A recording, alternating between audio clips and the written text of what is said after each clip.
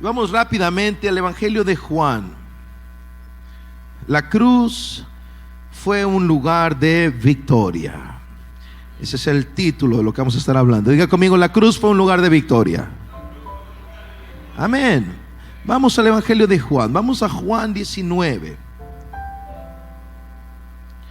Veamos rápidamente. Vamos a estudiar un poco la palabra de Dios ahora. Y versículo 17.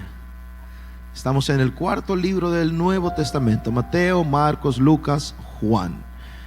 Juan 19, 17 dice: y él, cargando su cruz, salió al lugar llamado de la calavera, y en hebreo Gólgota. Eso es todo lo que vamos a leer hoy. Él cargando su cruz. ¿Qué te parece? Jesús, esa escena, Jesús cargando una cruz. Fue la última semana del ministerio de Jesucristo en esta tierra. Él vivió un poco más de 33 años según los estudios, 3 años y medio más o menos de ministerio terrenal. Y mira todo lo que logró en 3 años y medio. Nosotros vamos a vivir en 33 años y medio todo lo que Jesucristo logró. Nosotros vamos a vivir tal vez el doble de eso, hermano. Y él en 33 años y medio, mira todo lo que impactó a la humanidad. Millones y millones de seres humanos. Ayer leía una noticia de CNN, una vez más, leyendo noticias de este tipo, tratando de desvirtuar la existencia de Jesús. Si Jesús existió o no existió, si fue un hombre realmente histórico, fue un personaje histórico que existió y no existió. Stephen Hawking, que murió ya hace un año atrás, tal vez más o menos, él negó la existencia de Dios y aprobó un hombre brillante. Stephen Hawking fue un hombre brillante, fue un hombre inteligentísimo, fue un hombre brillante que él aseveraba que se podía viajar alrededor, a través del tiempo, que era posible hacer viajes a través del tiempo. Imagínate eso. Fue un hombre brillante. Dígale que está a su lado: ese hombre fue brillante. Dígale, por favor, dígale eso.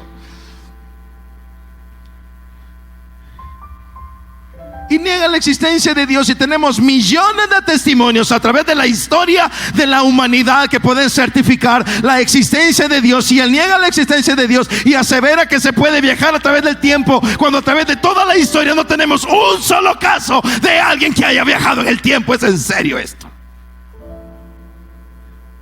¿No entiendes? El ser humano trata de desvirtuar, trata de desvalorizar a Jesucristo. Y hermano, tú y yo estamos aquí por una sola razón: Él nos salvó. Y no somos los únicos alrededor de todo el globo. Hay millones de gente que incluso están dispuestos a dar su vida por Él. Nadie da su vida por una leyenda, por una historieta de anime japonés, hermano.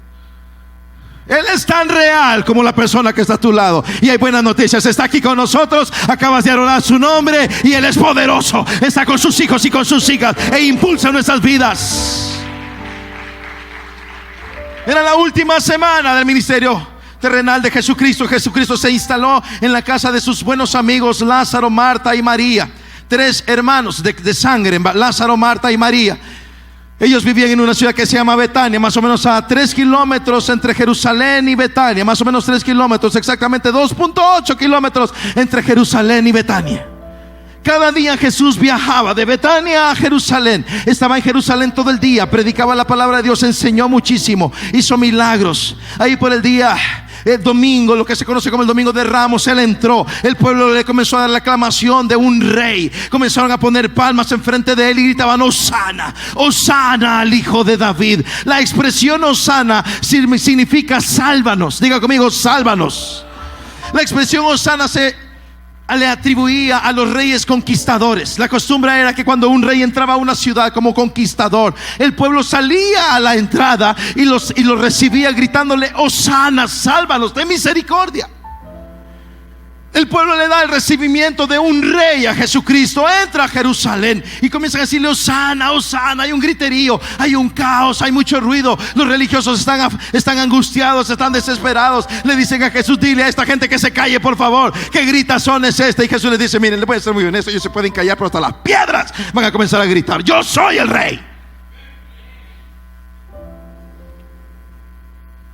Se fue directo al templo, le dio vueltegato a las mesas del templo, las agarró, les dio vuelta. Imagínate a este Jesús dándole vuelta a las mesas en el templo, diciéndole a la gente: ustedes han convertido la casa de mi padre, que es una casa de oración, y la han convertido en una cueva de ladrones. No lo hizo en un burdel, no lo hizo en una cárcel, no lo hizo en un bar, lo fue a hacer al templo.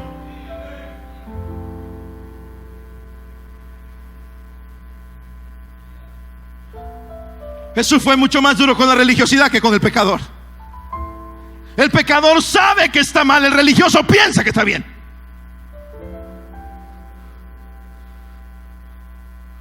Dígale que está a su lado: prefiero ser pecador que religioso. Dígale, por favor. El pecador buscará misericordia, el pecador se va a arrepentir, el pecador va a buscar a Dios, el pecador sabe que necesita a Dios. El religioso piensa que todo está bien, chulada.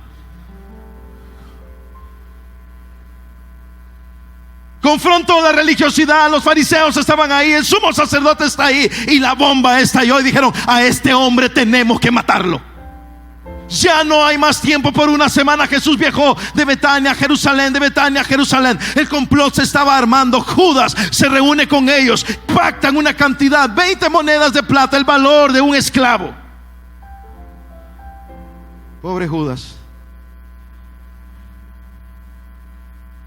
Jueves en la noche se prepara la última cena. Están en la Pesaj, la Pascua. Está con sus discípulos, les da tremendas enseñanzas objetivas de humildad. El maestro saca de repente un huacal con agua y una toalla y comienza a ponerse enfrente de sus discípulos y agarra los pies de sus discípulos y comienza a lavarle los pies a ellos. ¿Sabes quién hacía eso? Eso lo hacía el esclavo de más baja categoría en una casa. Las calles de Jerusalén, las calles de antes, obviamente no eran calles como las nuestras, que son calles pues con acera y pavimentadas, cemento, etcétera, etcétera, o por lo menos así deberían de ser. No, eran calles de tierra, eran calles de arena. Los animales hacían sus necesidades en ese lugar. Era horrible, era sucio. Cuando un invitado llegaba a una casa, la cultura era que entraba a la casa y venía el esclavo de más bajo nivel con un huacal de agua y una toalla y comenzaba a lavar los pies de los invitados. Por eso los discípulos están en shock. Los discípulos están en pánico. Por eso Pedro le dice: maestro, ¿cómo me vas a lavar tú a mí los pies? Jesús le dice: Pedro, deja de estar desocado. Es necesario que esto sea así para que aprendas algo hoy. Y nos ponemos todos socados. Ay, que yo y esto y aquello. Hermano, sea más humilde. Dígale que está a su lado: debe ser más humilde, dígale. Y usted contéstale: tú también, dígale, por favor.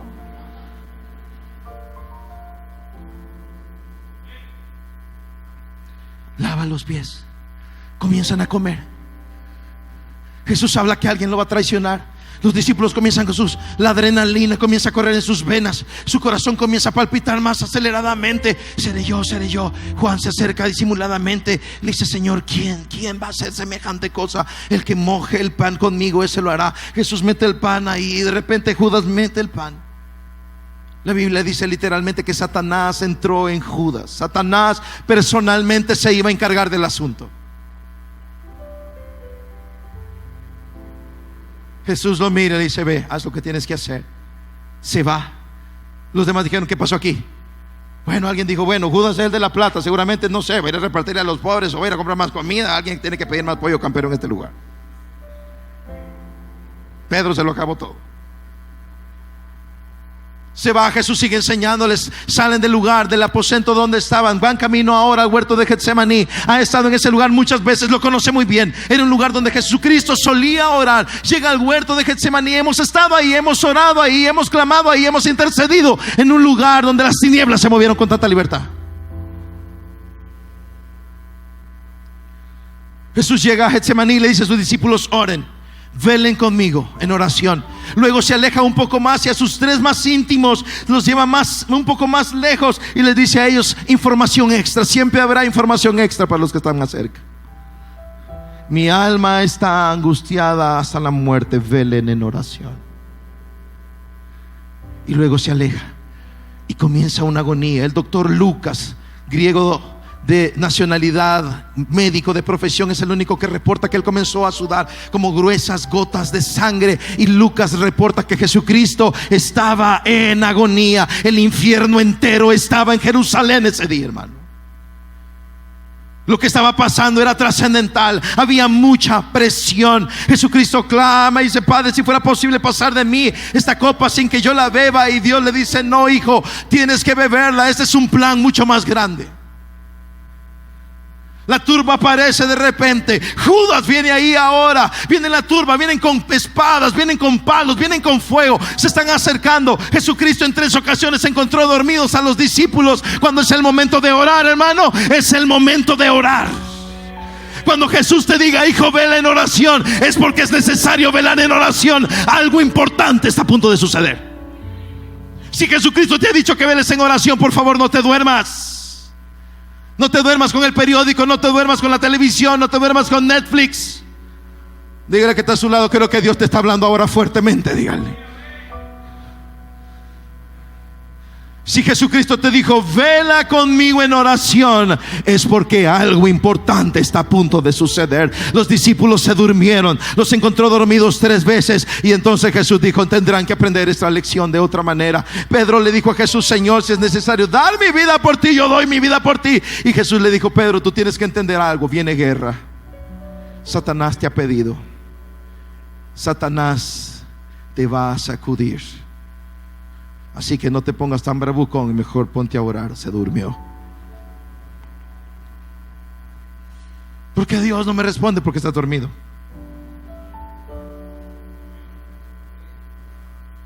Señor, ¿por qué me pasó eso? Porque estabas dormido. Él te estaba advirtiendo, pero te dormiste. El despertar es la clave. Una iglesia dormida no funciona. Cristianos dormidos no funcionan. Padres que están dormidos mientras Satanás está rodeando a sus hijos.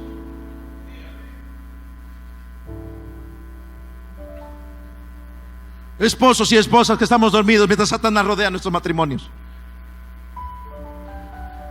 ¿Por qué pasó esto? Porque estabas dormido.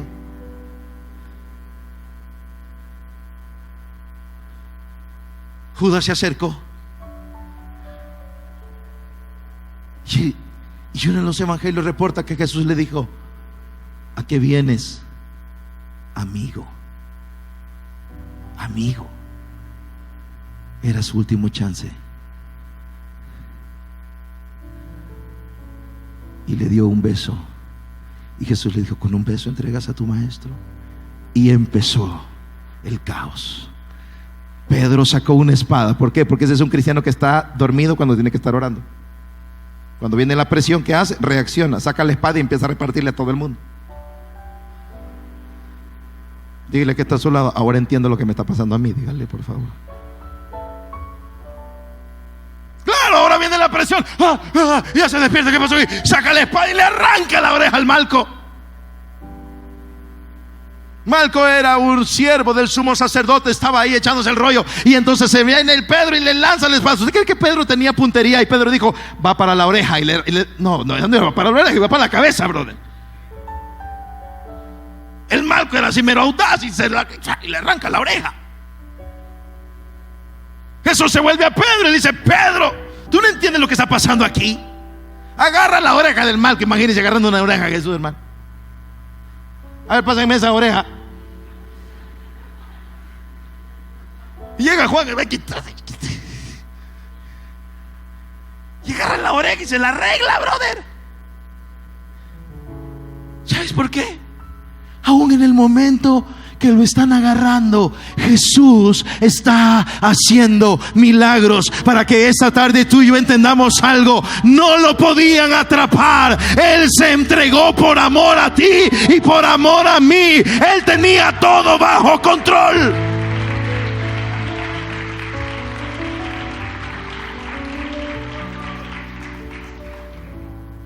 Dijo Pedro: guarda tu espada. El que espada mata, espada muere. Jesús los vuelve a ver y les dice: ¿por qué vienen a atraparme ahora así con palos y piedras? Como que si yo fuera un delincuente. Y les dice Jesús: he estado con ustedes toda la semana. ¿Por qué no me agarraron ahí? ¿Por qué vienen ahora con todo este rollo? Y Jesucristo les contestó: es que ha llegado la hora de ustedes. la hora en que reinan las tinieblas. Wow. Lo atrapan, lo llevan a un juicio fraudulento, no encuentran testigos que pudieran coincidir. Llevan a uno, dice una cosa, llevan al otro, dice otra cosa. La ley decía que tenían que tener por lo menos a 3 que coincidieran. Ninguno coincide. Como ninguno coincide, se van directamente donde Jesús, el sumo sacerdote, y le pregunta: ¿eres tú el Hijo de Dios? Y entonces Jesucristo le dice: sí, yo lo soy. Se rasga las vestiduras y dice: ¿para qué queremos más testigos? Él mismo lo acaba de confesar, es digno de muerte. Pero hay un problema: ellos no pueden ejecutarlo. El único que puede ejecutar a Jesucristo es el imperio romano. Así que tienen que llevarlo donde Pilato, un cónsul perverso. Pilato históricamente fue uno de los hombres que más crucificó gente. Pilato no era cinco y yuca, Pilato era terrible. Lo llevan donde Pilato y le dice: mira, él dice que es el rey de los judíos. Y entonces ahí amarran a Pilato porque no puede ver otro rey más que César. Pilato le dice: ¿eres tú el rey de los judíos? Jesús no le contesta nada. Pilato le dice: ¿no sabes que yo tengo la autoridad para librarte o para mandarte a matar? Pobre Pilato, él no entiende nada de lo que está pasando. Él piensa que tiene autoridad sobre Jesús. Él piensa que tiene la situación bajo control. Tú lo has dicho la verdad. Y Pilato le dice: ¿qué es la verdad? Pilato se queda 30 segundos más y Pilato le entrega su vida a Jesús ahí, ¿no? ¿Qué es la verdad? Se dio la vuelta y se fue. Quizás ese día hubiera conocido la verdad. Él es el camino, la verdad y la vida. Pero su orgullo, su arrogancia, el gran obstáculo del ser humano. Le mandan un WhatsApp de parte de la esposa de Pilato. La esposa de Pilato le mandó un WhatsApp. Le dice: no tengas nada que ver con este justo. He soñado con él toda la noche. Algo no está bien aquí. Pilato ignora esa voz, presenta a Jesús y dice: vamos a hacer algo. Voy a liberar a Jesús o voy a liberar a Barrabás. Barrabás, como me dijo Daniela un día de esto: papi, ¿quién era Barrabás? Y yo: bueno, en realidad era Barrabás, mi amor, le dije.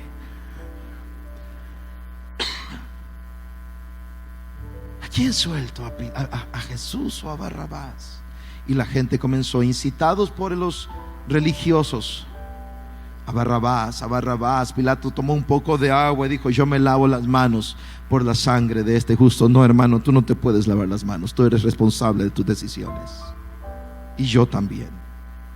Y por eso debemos decidir correctamente, no por lo que queremos, sino por lo correcto. No por lo que mi corazón quiere buscar, por lo que mi carne quiere anhelar o por lo que mis ojos quieren buscar, sino por lo que la bendita palabra de Dios dice. Seremos el resultado de nuestras decisiones. No podemos lavarnos las manos.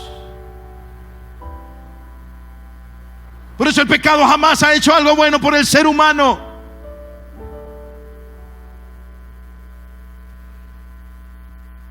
Por eso tenemos más tecnología y tenemos tantos avances, pero honestamente no tenemos ni mejores padres, ni mejores matrimonios, ni mejores familias en todo el mundo.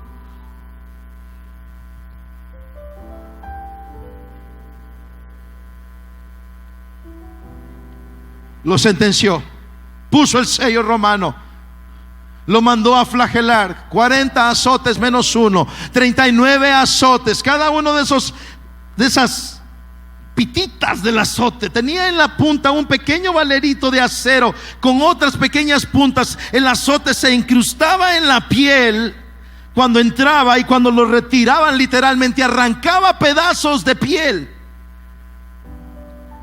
Le pusieron una corona de espinas. El tamaño de las espinas era tan grande que las espinas se ha estudiado que tendrían que haberse quebrado al entrar en el cráneo de Jesús, porque si penetran el cráneo de Jesús, Jesús se muere. Comenzaron a golpearlo en la noche, arrancaban sus barbas, lo golpeaban una vez más, lo golpeaban y lo escupían. Le decían: a ver, ¿quién te golpeó? Le daban otro golpe, le tapaban los ojos. Si eres el Hijo de Dios, adivina quién te está golpeando. Hemorragia, deshidratación, cansancio, heridas infectadas, golpes.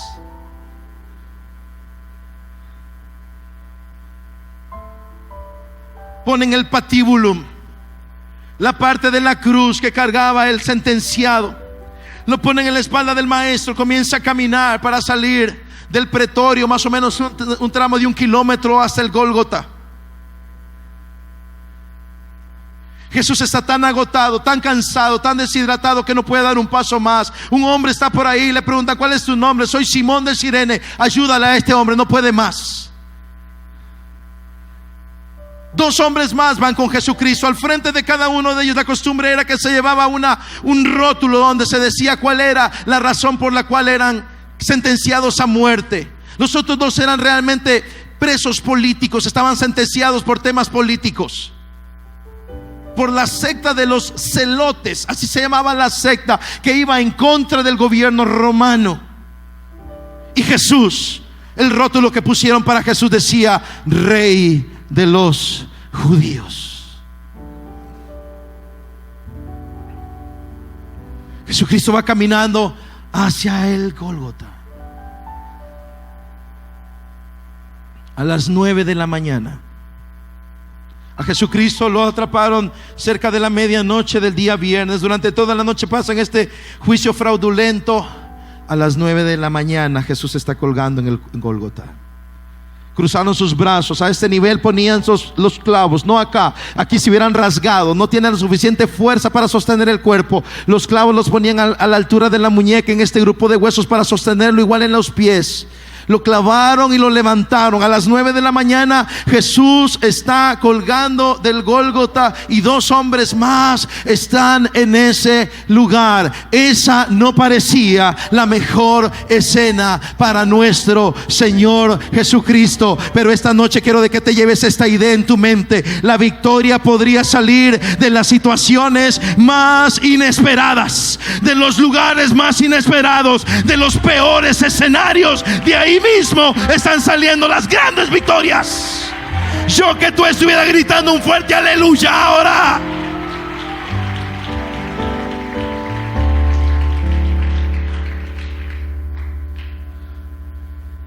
Seis horas estuvo colgado, 6 horas, desde las 9 de la mañana hasta las 3 de la tarde. A las 3 de la tarde Jesús expiró. La cruz era un lugar de victoria, aunque no lo parecía. No era un escenario que podía haberse comprendido como un lugar de victoria. El desastre se convertiría en una obra maestra. Tantas obras espectaculares realizadas por Jesucristo. El agua se convirtió en vino, resucitó a Lázaro, multiplicó los panes y los peces, pero ninguno de esos milagros representaba esta obra maestra. Aquellos milagros parecían ser lo mejor del maestro, parecían que habían sido la mejor obra de Jesucristo, parecía que era lo mejor que Él había hecho. Es fácil pensar que nuestros grandes éxitos han sido la obra de Dios, pero ¿qué hay de la cruz que estás cargando ahora? Pareciera que nuestros días de de bonanza, nuestros días de abundancia, nuestros días de alegría, nuestros días de gozo, y que son bendiciones de Dios ciertamente, pareciera que esas son las grandes obras de Dios para nuestra vida, que es la obra maestra del Señor en nosotros. Pero la cruz que estás cargando en este momento, el dolor que estás llevando, la prueba que estás llevando ahora, no pareciera que tuviera mucha relevancia, no pareciera que hubiera mucho éxito en esto, no pareciera que hubiera mucha luz en esto. Te tengo buenas noticias. La cruz era un lugar de victoria, aunque no lo parecía. Y esa cruz que tú estás llevando ahora es un lugar de victoria, aunque no lo parezca. Vamos, palmas de alabanza al Espíritu Santo. Cuando más olía a demonio y maldad, era cuando más cerca estaba el Señor de la victoria final.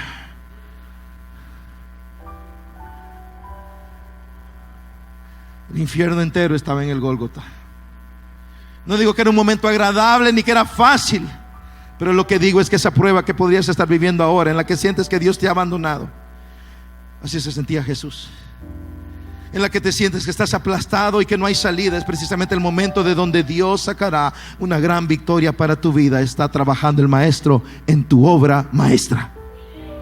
No lo dije muy bien. El Señor está trabajando en tu obra maestra.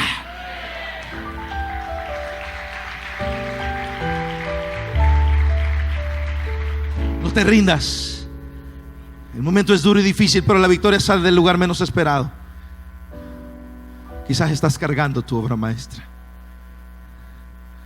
La manera de sacar victoria de una cruz está en encontrar el propósito de la cruz. ¿Agarraste la onda, brother? Pregúntale que está a su lado, ¿agarraste la onda? La cruz era un instrumento cruel de muerte. La crucifixión, los romanos eran expertos en crucifixión. El crucificado generalmente moría por asfixia.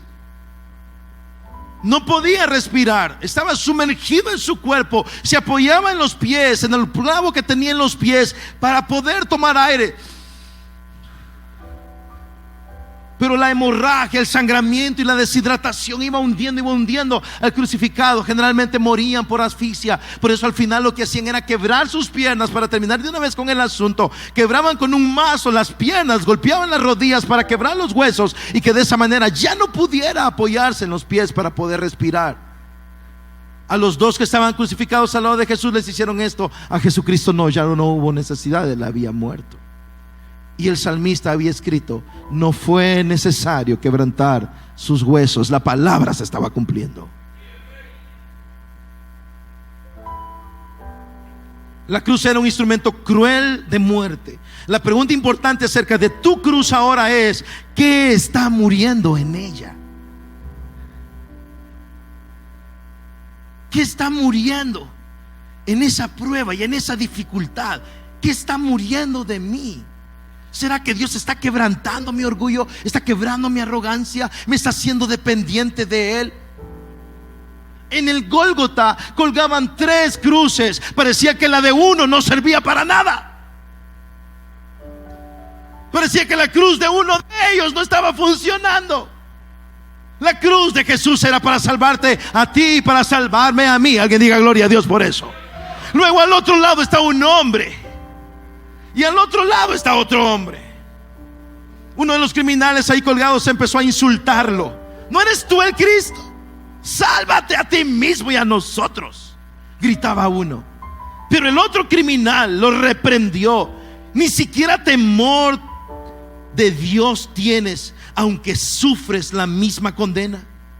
En nuestro caso, le decía el otro, el castigo es justo, pues sufrimos lo que merecen nuestros delitos. Este, en cambio, no ha hecho nada malo. Entonces se volvió a Jesús y le dijo: acuérdate de mí cuando vengas en tu reino. Y Jesucristo le contestó: hoy estarás conmigo en el paraíso. ¿Alguien está entendiendo el asunto?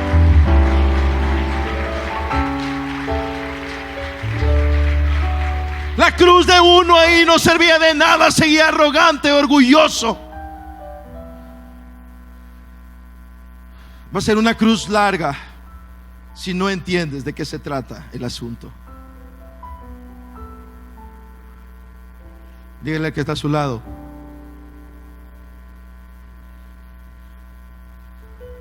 no te preocupes, dígale, a salir de aquí vas a ir a comer torrejas. ¿A cuántos aquí les gustan las torrejas? Levante la mano. En el cielo habrán torrejas, siervo.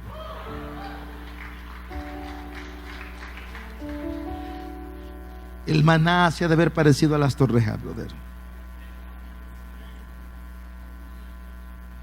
Tengo un problema. Mi suegra, cada Semana Santa, prepara torrejas para mí. Y mi suegra está en Francia. Ya la perdoné, hermano.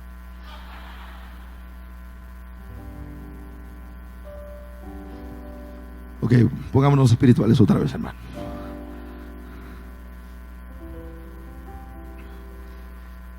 Algo tiene que morir. Hay gente que está pasando todo un calvario y wow, qué vivos están, qué vivos estamos, pasando todo un calvario y sigo siendo un orgulloso. Sigo creyéndome la última Coca-Cola en el desierto, brother. ¿Sabes por qué Jesús? Dice la Biblia que cuando se estaba acercando a Jerusalén, levantó su mirada, vio el monte de Sión, porque la ciudad de Jerusalén está sentada sobre el monte de Sión. Vio el monte y dice el texto, y afirmó su rostro como un pedernal. ¿Sabes qué significa eso? Él sabía a lo que iba a Jerusalén. Él sabía que iba a morir, y de hecho se lo dijo a sus discípulos y le dijo: es necesario que el Hijo del Hombre vaya a Jerusalén, seré atrapado por mis enemigos, me van a crucificar, me van a matar, voy a sufrir mucho, pero al tercer día seré levantado de entre los muertos. Los discípulos no entendieron nada de lo que estaba pasando. Jesús dice esto, vio hacia Jerusalén, creo que respiró profundo y afirmó su rostro y dijo: hay que cumplir la misión. ¿Sabes por qué? El propósito te impulsa para seguir adelante. El propósito de la prueba es la victoria, esa transformación en nuestros corazones, esa transformación. ¿Acaso no llegaste de rodillas delante de su presencia a través de la dificultad? ¿Acaso no te quebrantaste delante de su presencia a través del problema? ¿Acaso no levantaste tus manos cuando sentiste la cruz en tus espaldas? Hermano, sigue adelante, tu victoria va a salir de ese lugar, pero no vuelvas para atrás. Transforma tu corazón.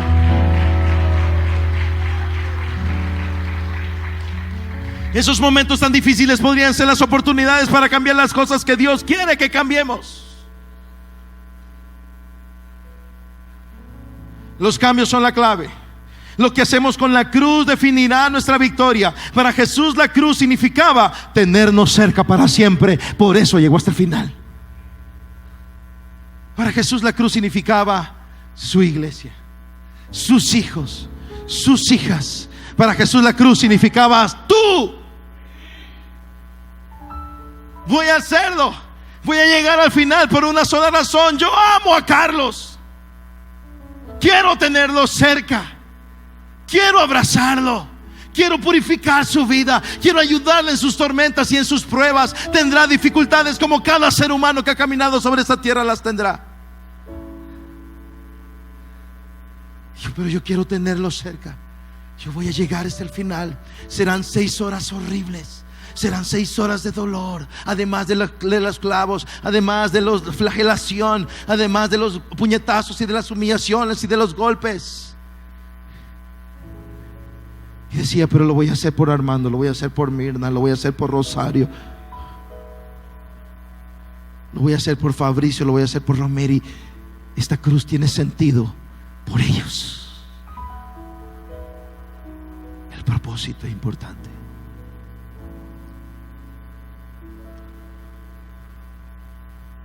La hora más oscura no era la hora final. Todos los días estaba con ustedes en el templo y no se atrevieron a ponerme las manos encima, pero ya ha llegado la hora de ustedes cuando reinan las tinieblas. Lucas 22:53. Otra versión dice: la hora del poder de las tinieblas. Esta es la hora de ustedes, la hora del poder de las tinieblas. Jesús estaba en la hora más oscura. Era la hora cuando reinaban las tinieblas. Era la hora del poder de las tinieblas. ¿Qué sucede cuando reinan las tinieblas? Hay traición, dolor, miedo, injusticia, mentira, perversión, complot, maldad, demonios, silencio, religiosidad, la presencia de Dios en manos de la religiosidad. Qué terrible hora la del reino de las tinieblas. Por eso tú y yo, papá, mamá, tú y yo no vamos a permitir que reinen las tinieblas en nuestras casas. Gracias por su fuerte amén, hermano. Por eso tú y yo no vamos a permitir que reinen las tinieblas en las mentes y en los corazones de nuestros hijos, porque cuando reinan las tinieblas son cosas terribles. Tal vez ellos no lo entienden, tal vez ellos se van a quejar, tal vez ellos se van a enojar, tal vez ellos van a reprochar porque no les diste el permiso, porque les apagaste el internet, porque no les pagaste el teléfono que querían, lo que sea. Pero tú y yo tenemos la responsabilidad de sus vidas y no vamos a permitir que reinen las tinieblas en sus corazones.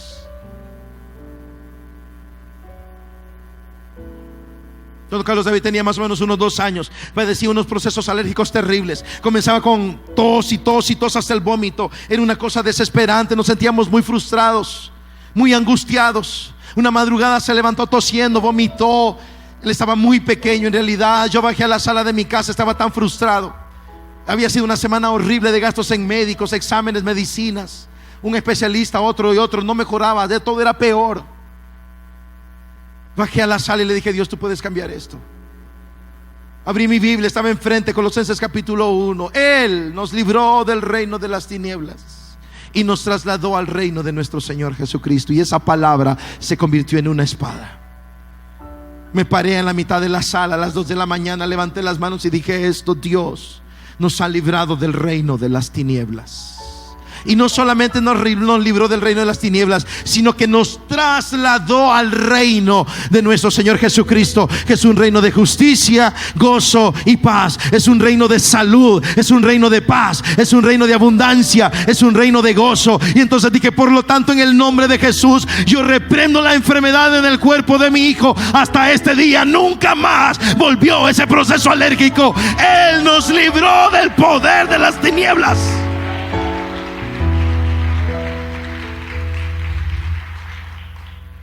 La hora más oscura no es la hora final. Estás en tu hora oscura.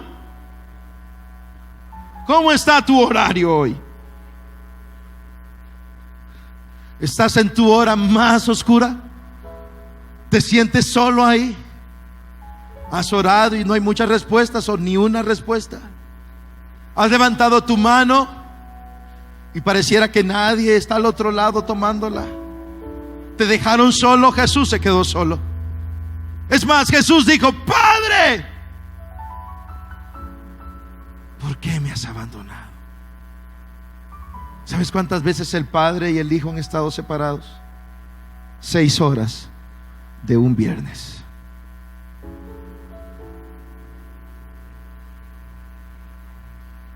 En toda una eternidad, 6 horas de un viernes, el Padre y el Hijo se separaron. Porque toda la mancha de nuestros pecados recaía sobre el Cordero de Dios. Dios mío, Dios mío, ¿por qué me has desamparado? Quiero hacerte una pregunta. ¿Te has sentido solo alguna vez? Levanta tu mano, por favor. No la bajes. Te tengo buenas noticias.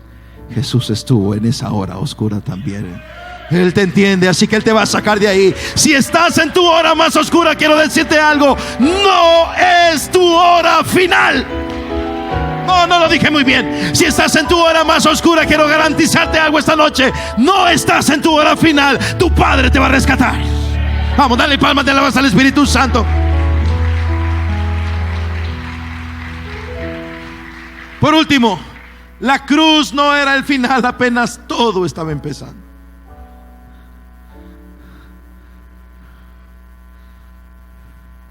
Colosenses capítulo 1, versículo 19 al 23, te lo leo.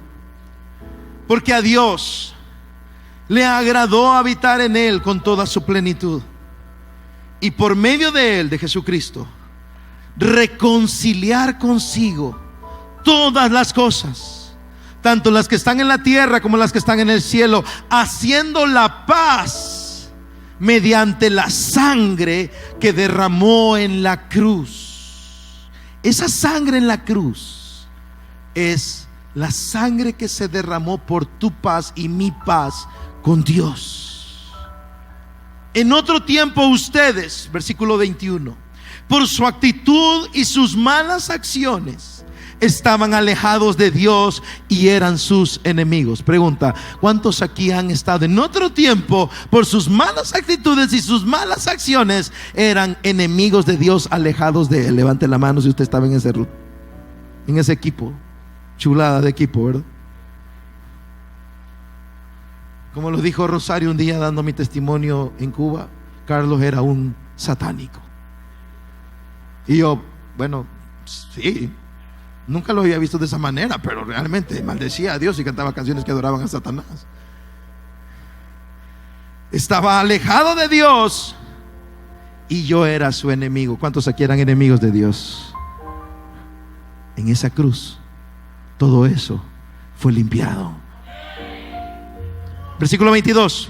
Pero ahora Dios, a fin de presentarlos santos, intachables e irreprochables delante de Él, los ha reconciliado en el cuerpo mortal de Cristo mediante su muerte. No, yo que usted estuviera dándole palmas de alabanza al Espíritu Santo.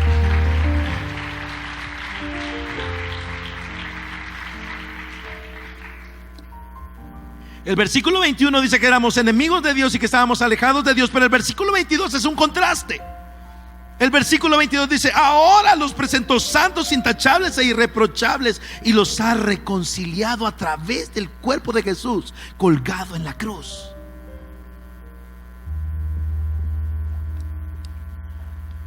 Versículo 23, ese versículo usted lo tiene que memorizar esta semana. Con tal de que se mantengan firmes en la fe, bien cimentados y estables, sin abandonar la esperanza que ofrece el Evangelio. Este es el Evangelio que ustedes oyeron, dice Pablo, y que ha sido proclamado en toda la creación debajo del cielo, y del que yo, Pablo, he llegado a ser servidor. Wow, no está mal. No está mal para un hombre que mataba a cristianos. No está mal para un hombre que torturaba a cristianos, Saulo de Tarso, Pablo.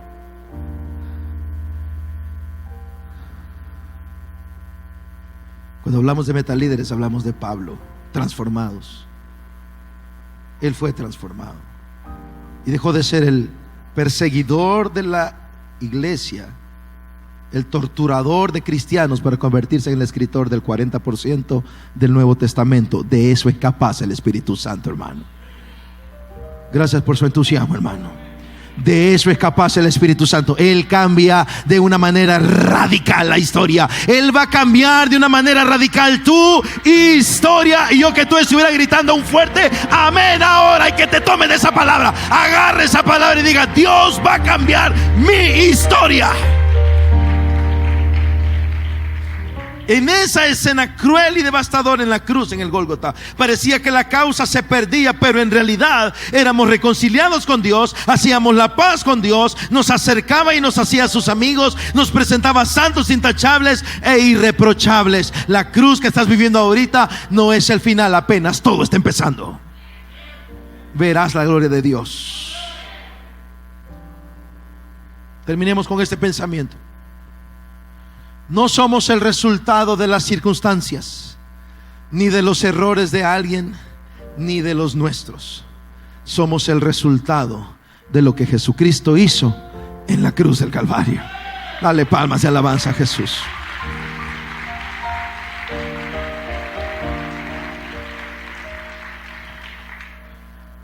Habían 3 árboles. Tal vez conoces esta historia, esta anécdota. ¿Ya la conoce? Qué aburridos son ustedes. Esos 3 árboles tenían cada uno su sueño. Uno soñaba en convertirse en un hermoso cofre en donde se guardaran tesoros espectaculares. El otro quería ser una nave esplendorosa donde viajaran reyes.